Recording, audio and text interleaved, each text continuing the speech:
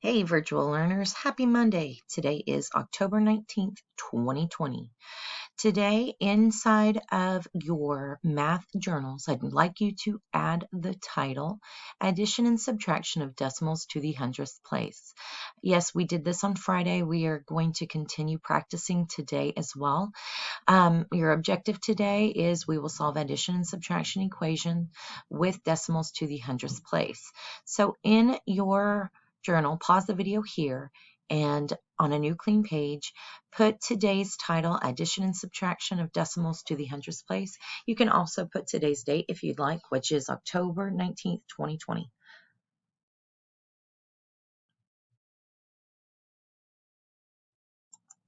All right, so you have put anchor chart rules inside of your journals, but I'd like you to copy this anchor chart as well.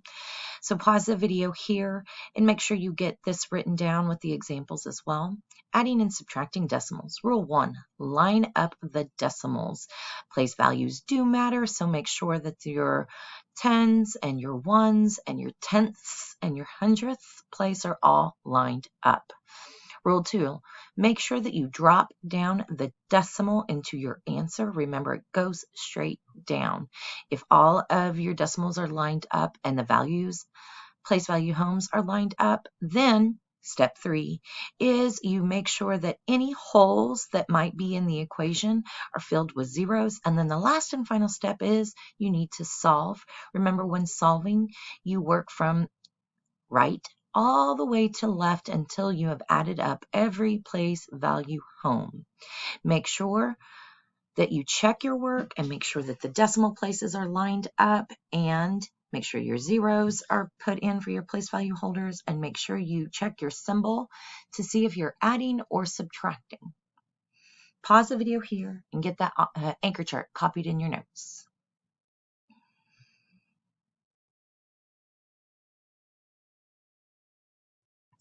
All right, so the very first one is an I do. So I want you to just put your pencils down and just follow along as I go through.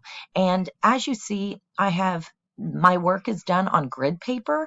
If you do have grid paper in your possession, it really does help to use it. That way you can line up your decimals and write your digits in the correct value homes. So right now, what I want you to do is just put your pencil down and watch as I go through and solve this first step. So again, we can no longer do that horizontal addition.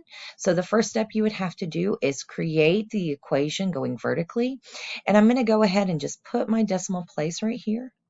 And then I'm going to plug in the digits of the second number into the correct home. So I'm going to put my 1 right here underneath my 6.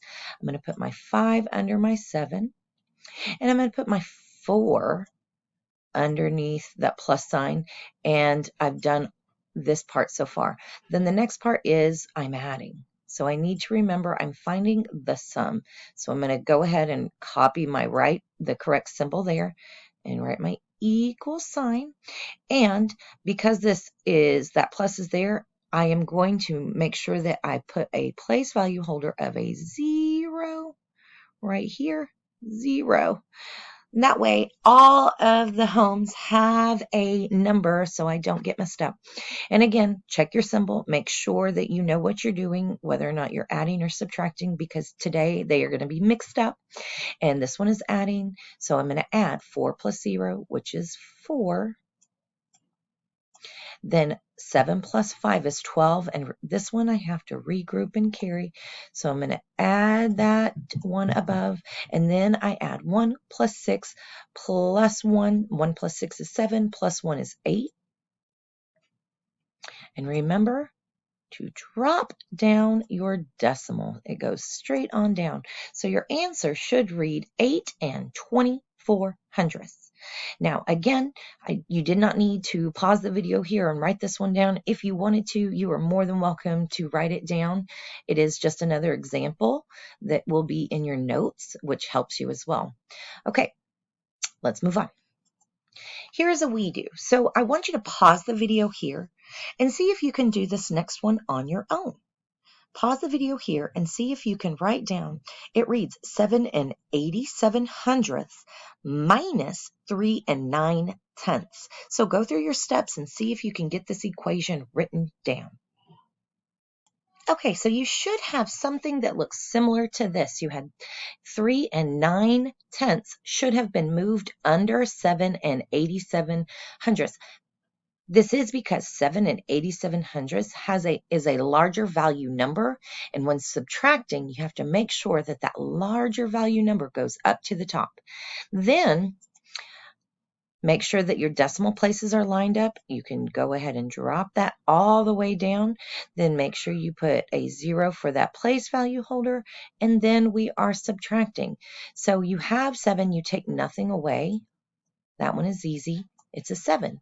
But here in the 10ths place, you have a 9. You can't take 9 from 8, so you have to borrow.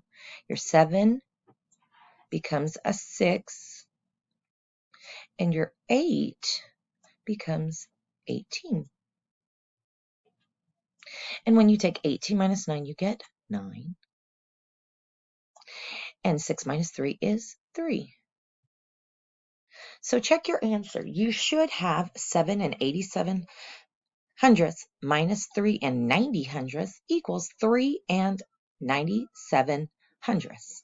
Again, if you added the two smaller value numbers, you should have been able to get 7 and 87/100 to check your work. All right, we're going to do one more. All right. Pause the video here and make sure you write down this next equation. Again, if you have grid paper, it does help to be able to line up the digits and the decimals. This is another subtraction equation. So 8 and 63/100 minus 6 and 7/10. Make sure you pause the video here, write down the equation, and then when we come back together, I want you to check and make sure you did all the work correctly. Be sure to follow your steps. All right, well, let's check that answer. Now, you should have put 6 and 7/10 underneath 8 and 63/100 because 8 is greater than 6. And remember, when subtracting, the greater value number has to go on top.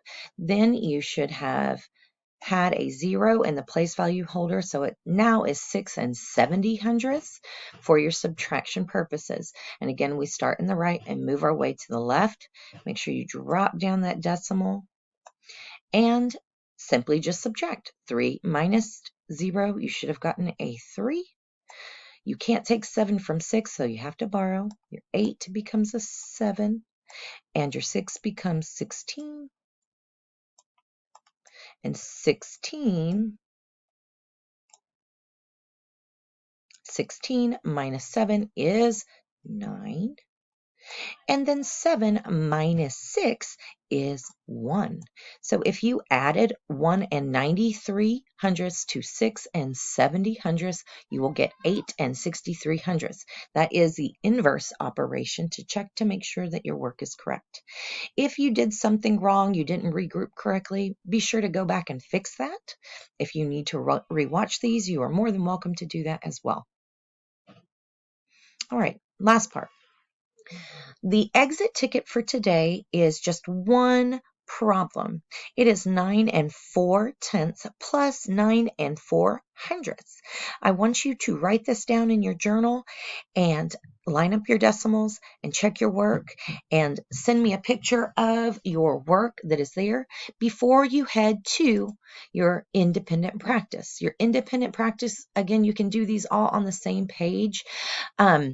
If you have grid paper, that really does help, but you have 4 equations here that you need to line up the decimals and either add or subtract the problems for your independent graded work.